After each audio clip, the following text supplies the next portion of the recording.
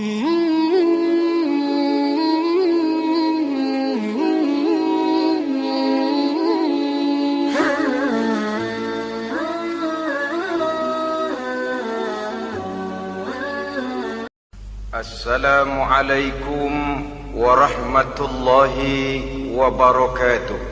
Waalaikumsalam warahmatullahi wabarakatuh. Bismillahirrahmanirrahim. Alhamdulillahi rabbil alamin.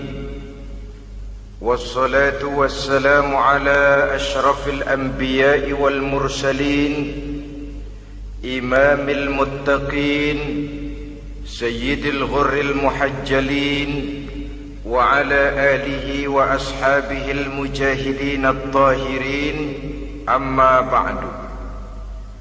Saudara-saudara kaum muslimin rahimakumullah, seorang muslim adalah seorang yang berpandangan luas, berjiwa lapang.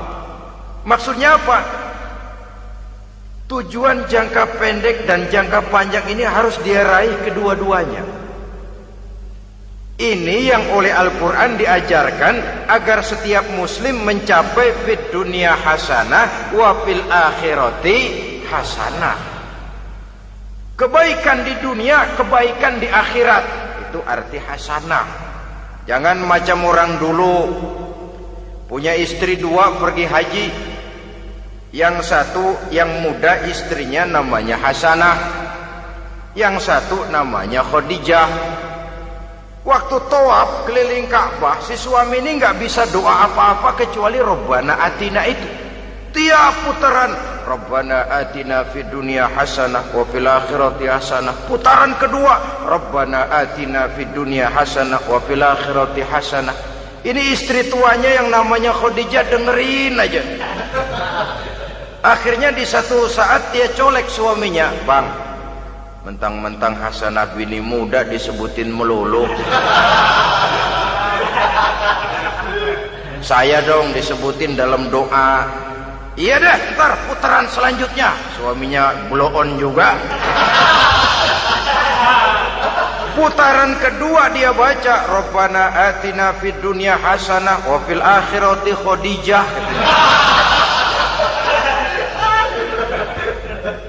Saudara-saudara, itu makna refleksi daripada doa tadi itu, doa sapu jagat. Kita ingin fid dunya hasanah wa fil akhirati hasanah. Tujuan jangka pendek dunia tercapai, tujuan jangka panjang akhirat dan ridho Allah juga tergapai. Oleh sebab itu Al-Quran menjelaskan, wabtaghi fima atakallahu ad-daral akhirah wala tansa nasibaka minad dunya. Dengan karunia yang diberikan Allah kepadamu, carilah bahagia akhirat. Wala tansa nasibaka minad dunya, tetapi jangan lupakan bagianmu dalam kehidupan di dunia ini. Cari akhirat, utamakan akhirat dengan tidak usah melupakan jatahmu di dunia. Kenapa saya katakan seorang muslim berjiwa besar? Sebab andai kata dia gagal mencapai tujuan jangka pendek, andai kata dia gagal di dunia, dan dia oleh Islam diajarkan jangan sampai gagal, tapi andai kata dia gagal, dia masih punya tujuan jangka panjang, akhirat dan ridho Allah. Dia masih bisa menghibur diri, biarlah di dunia kita sederhana, bahkan biarlah susah di dunia, asal di akhirat kita bahagia. Orang yang tidak punya pandangan hidup semacam ini, surgalah dunia ini, segalanya telah tertumpu di sini. Bila umurnya selesai, ajalnya datang, selesai sudah surganya sampai di situ, dan dia tidak punya pengharapan lain di belakang itu.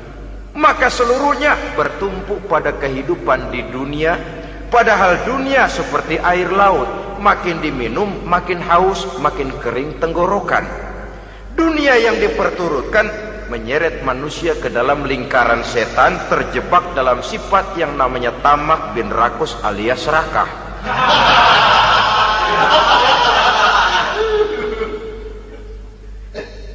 Andai Andai kata dia gagal untuk tujuan jangka pendek, dia masih punya tujuan jangka panjang, akhirat. Dia masih sanggup berkata, biar di dunia kita sederhana, bahkan biar kebelangsak sengsara susah di dunia, asal di akhirat kita bisa bahagia. Kan masih ada harapan. Yang paling bangpak, paling rusak betul, sudah di dunia sengsara, di akhirat celaka. Jadi dunia rumahnya gubuk, pinggir kali miring, asal hujan bocor, utang selebar warung. Bayang kagak, ngaji enggak, puasa enggak, saban malam merit mulu. Saudara hadirin yang saya hormati, lalu kapan mau bahagia kalau sudah di sini susah, di sana akan susah juga. Ini yang pertama, seorang muslim, seorang yang optimis, berjiwa besar, luas pandangan. Kegagalan dia dalam jangka pendek tidak menyebabkan dia melupakan tujuan jangka panjang. Yang kedua, positifnya apa? Cara dia mencapai tujuan jangka pendek diwarnai oleh keyakinan adanya tujuan jangka panjang. Dia memang benar cari harta, tapi karena dia yakin ada akhirat, Allah ridho apa tidak. Ini positifnya. Saya memang cari duit, tapi dengan cara ini Allah ridho apa tidak. Saya memang ingin berpakaian yang rapi, tapi dengan tidak menutup aurat begini, Allah ridho atau tidak. Saya memang bergaul menghormati teman, tapi terjebak dalam minuman keras karena menghormati teman, Allah ridho apa tidak. Ini orang yang punya tujuan jangka panjang. Segalanya diberikan bingkai dengan pertanyaan, Allah ridho atau tidak.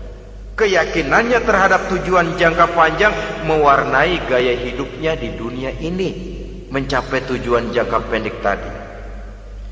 Mau minum, Allah ridho apa enggak ini? Mau makan, yang saya makan Allah ridho apa enggak ini? Pendeknya apapun yang mau dia kerjakan, karena dia punya keyakinan tujuan jangka panjang, dia selalu menimbang terhadap ridho Allah tadi. Jadi tanpa prestasi ibadah, kita nol besar dalam pandangan Allah. Ini nilai manusia yang hakiki di sini. Ini makna inna akramakum indallahi atqakum. Di akhirat nanti kan tidak pernah akan disidang, kamu pendidikan setinggi apa? Tidak. Gelarmu berapa renteng? Profesor, doktor? Tidak. Akhirat hanya menyidang, kau sholat atau tidak, kau puasa atau tidak, kau zakat atau tidak. Diberikan kamu harta yang banyak, dari mana kau dapat, kemana kau belanjakan. Prestasi ibadah itu yang ditanya. Setinggi apa pendidikan, sebanyak apa pengalaman, no problem, tidak jadi masalah di akhirat itu.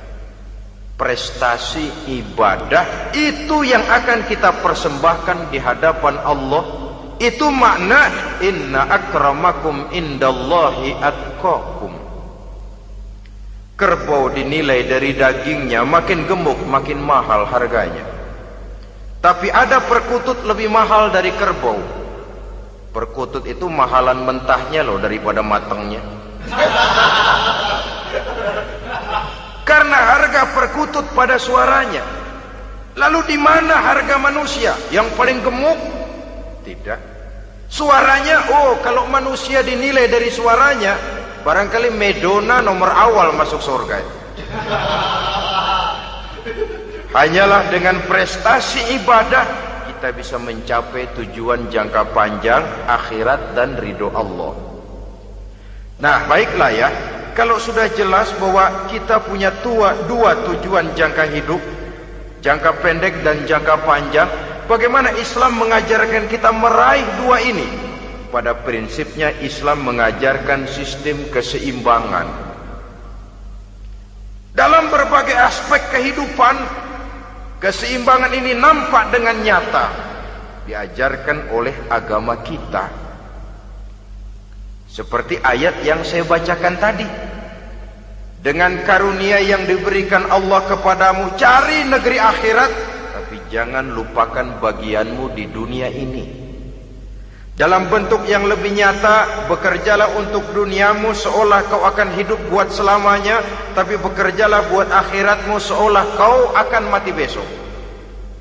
Manifestasinya dalam kehidupan, misalnya orang kaya diperintah membantu yang miskin, tapi orang miskin dianjurkan berusaha. Jangan mengandalkan hidup kepada yang kaya, seimbang. Kamu kaya, betul Pak, bantu yang miskin. Kamu miskin, iya Pak, berusaha. Seimbang. Tuan rumah diwajibkan menghormati tamu, tamu diwajibkan tahu diri, seimbang. Jadi bagaimana kalau sudah kita bekerja di sawah, di ladang, di pasar, di kantor, anggap kita akan hidup selamanya agar timbul gairah kerja. Tapi kalau sudah sholat, anggap kita akan mati besok supaya timbul khusyuknya.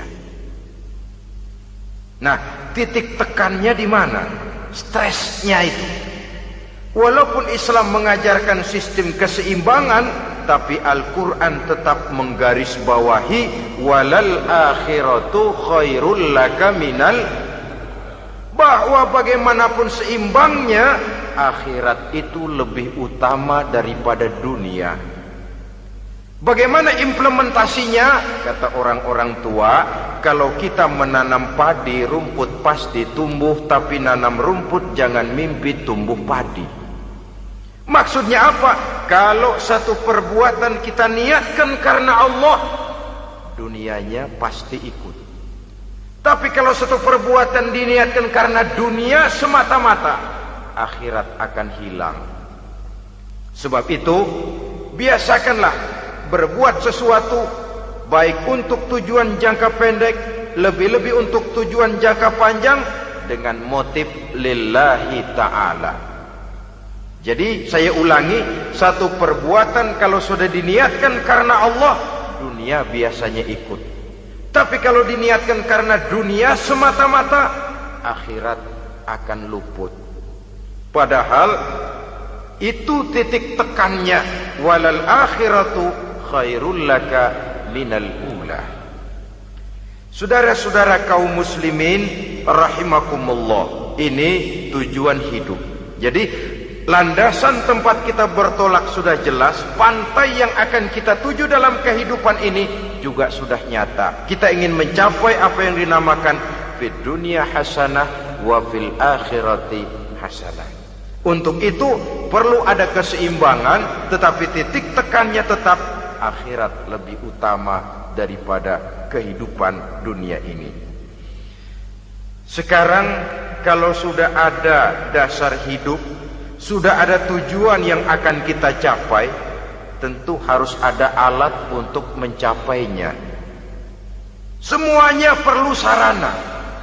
Bahkan pada hakikatnya dalam kaidah usul fikih para ulama mengajarkan lil wasail hukmul maqasid. Sarana dan tujuan hukumnya sama.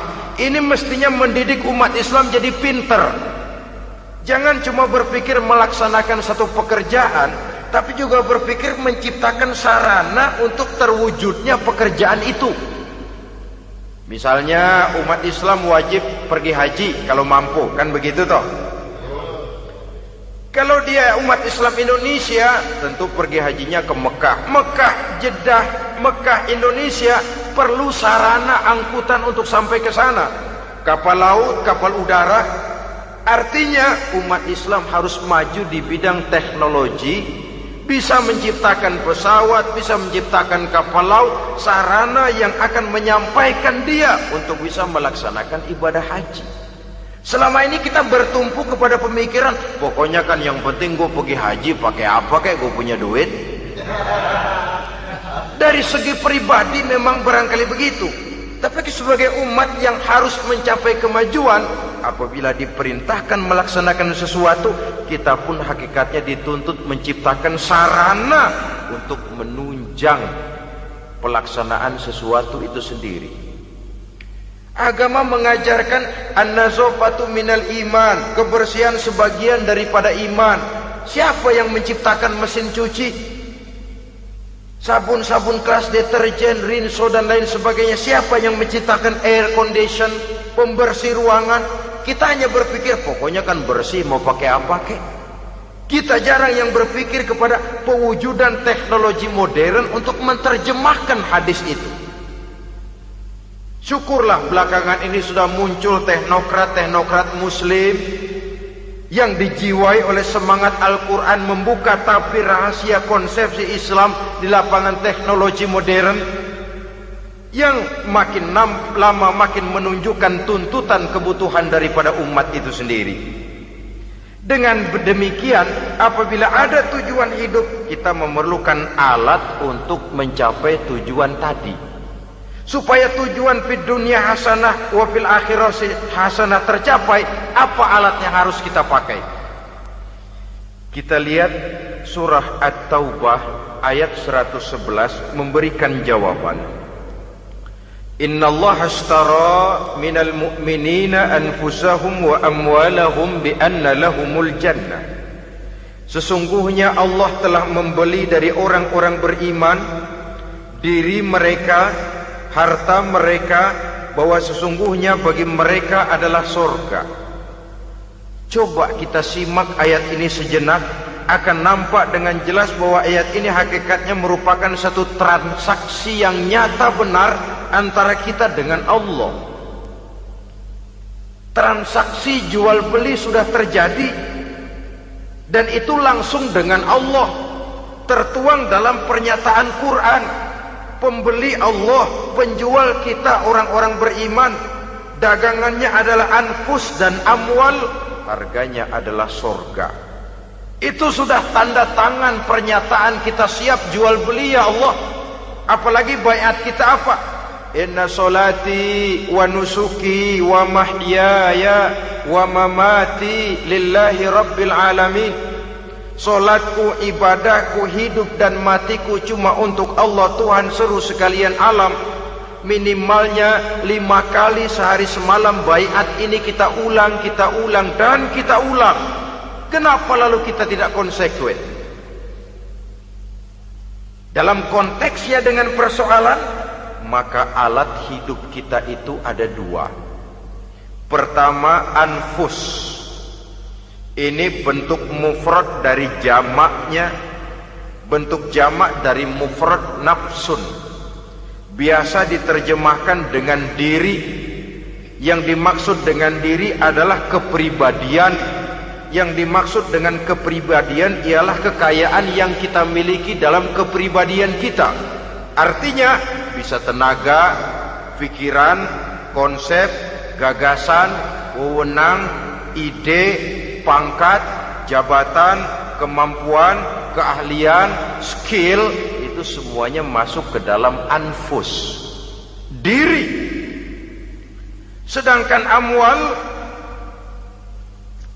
bentuk jamak dari mufrad malun, biasa diterjemahkan dengan harta. Pengertian di sini ialah seluruh bentuk-bentuk materi yang berada di bawah kekuasaan kita. Bisa rumah, bisa uang, bisa tanah, bisa kebun, bisa pabrik, bisa peternakan, itu semuanya amwal. Nah, baik anfus maupun amwal, diri, tenaga kek, pikiran kek, harta kek, pangkat kek, jabatan kek, wewenang kek, keahlian kek, untuk tujuan jangka pendek harus jadi rahmah bagi lingkungan. Untuk tujuan jangka panjang harus menunjang jalan menuju ridho Allah. Jadi kalau pangkat kita menjauhkan kita dari ridho Allah, itu bukan nikmat tuh, azab. Punya pangkat bukan melakukan kebaikan, malah melakukan kejahatan, setidak-tidaknya berdiri di belakang kejahatan, melindungi perbuatan-perbuatan munkar.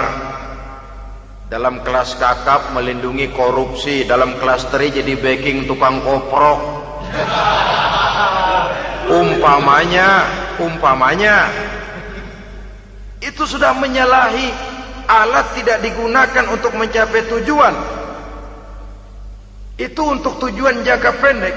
Lalu amwal harta, uang, tanah, rumah, kebun untuk tujuan jangka pendek harus menjadi rahmah bagi lingkungan. Sedang untuk tujuan jangka panjang, baik diri maupun harta harus menunjang jalan menuju ridho Allah, harus meningkatkan prestasi ibadah kita kepada Allah Subhanahu wa ta'ala. Malah yang namanya amwal ini tanggung jawabnya lebih berat loh saudara.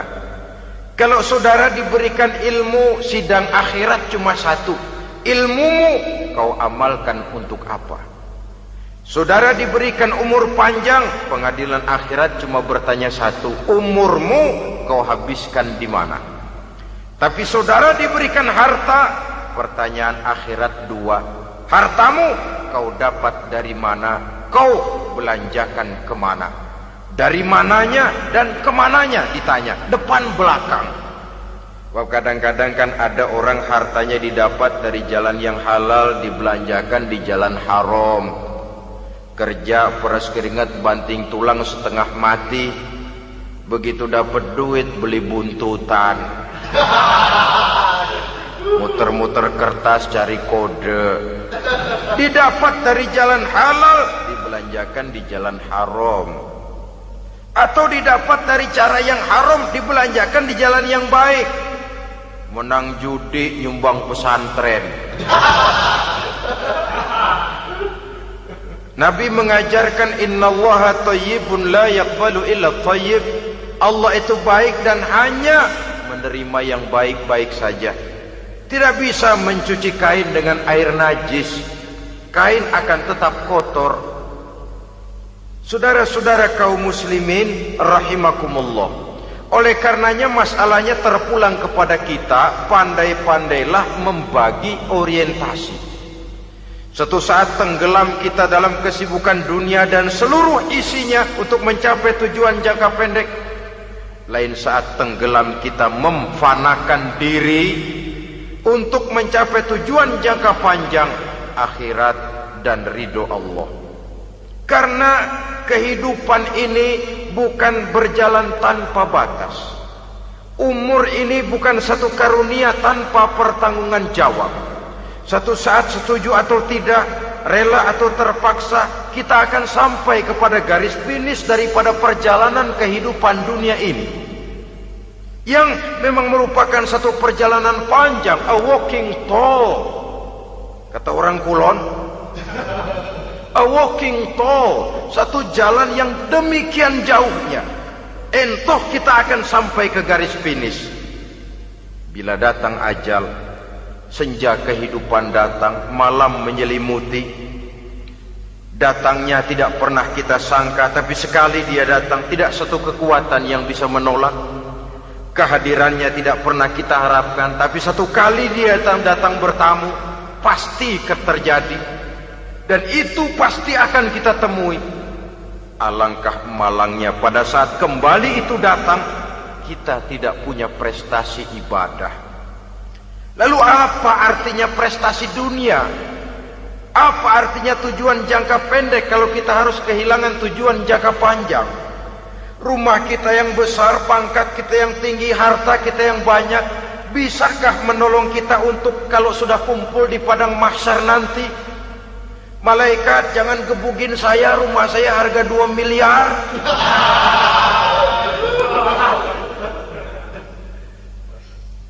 Sudahlah malaikat, damai saja, itu Rolls Royce saya. Pakai saja malaikat, pakai. Kata malaikat, gue budak, gue nggak butuh gituan. Hanya prestasi ibadah yang bisa menyelamatkan kita pada kondisi semacam itu. Jadi oleh karena itu saudara-saudara, biar di dunia ini rumah kita besar, mobil bagus, uang banyak, pabrik ada, usaha lancar, asal di akhirat masuk surga aja. Gak apa-apa. Daripada di dunia sengsara, di akhirat neraka, senangnya kapan? Sudah di sini sengsara, di sana kebelangsak. Itu yang orang-orang tua bilang lacur kuda namanya. pelan dipecut, kenceng digentak, setengah mati, serba salah. Kuda kalau bisa ngomong, gue setengah mati, serba salah. Pelan dipecut, kekencengan ditarik, itu yang namanya lacur kuda begitu. Serba salah posisinya. Untuk itu pandai-pandailah membagi orientasi supaya tercapai tujuan ideal ini, fid dunya hasanah wa fil akhirati hasanah. Ini tentang tujuan hidup. Nah, untuk mencapai tujuan ini kita tidak berjalan sendiri. Kita perlu teman hidup. Di samping teman hidup ada pula lawan hidup. Siapa teman hidup kita untuk mencapai tujuan hidup ini?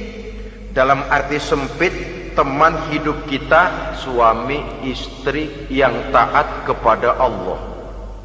Suami istri lebih dari sekedar satu pasangan, juga saling melengkapi, merupakan bagian daripada kehidupan. Suami adalah teman istri, istri adalah teman suami untuk mencapai tujuan hidup tadi, mencapai fid dunya hasanah wa fil akhirati hasanah. Seiring, seirama, selaras, serasi, seimbang, kata orang sekarang. Teman dalam arti sempit. Adapun teman dalam arti luas, setiap orang yang pandangan hidupnya sama dengan kita, setiap orang yang akidahnya sama dengan kita, terlepas dari suku bangsa apapun, warna kulit apapun, bahasa apapun, jikalau keyakinannya sama, pandangan hidupnya sama, dia adalah saudara kita dalam artian yang luas. Islam tidak kenal teritorial, maka tidak ada itu Islam Jepang. Ya walaupun secara formalnya ada, tapi informal Muslim adalah Muslim, diikat dengan akidah. Itu teman hidup. Lalu lawan hidup siapa? Pertama iblis, dalam segala bentuk dan implementasinya. Yang kedua, setiap orang yang pandangan hidupnya tidak sama dengan kita secara ideologis, itulah lawan hidup kita. Maka yang teman jadikan teman, yang lawan jadikan lawan. Jangan teman dijadikan lawan, lawan dijadikan teman. Itu namanya kopiah dipasang di kaki, pak bakyak naik ke jidat.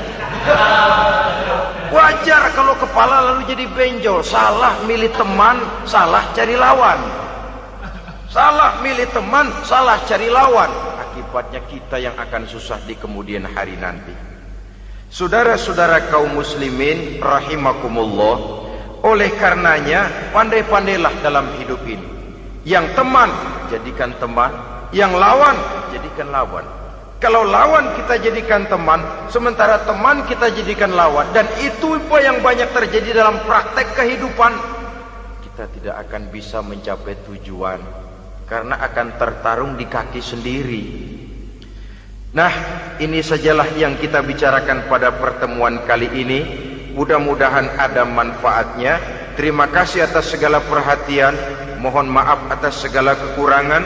Usikum wa nafsi bitaqwallah. Wassalamualaikum warahmatullahi wabarakatuh.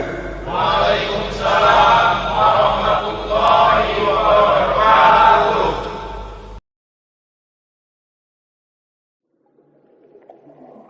Mm-hmm.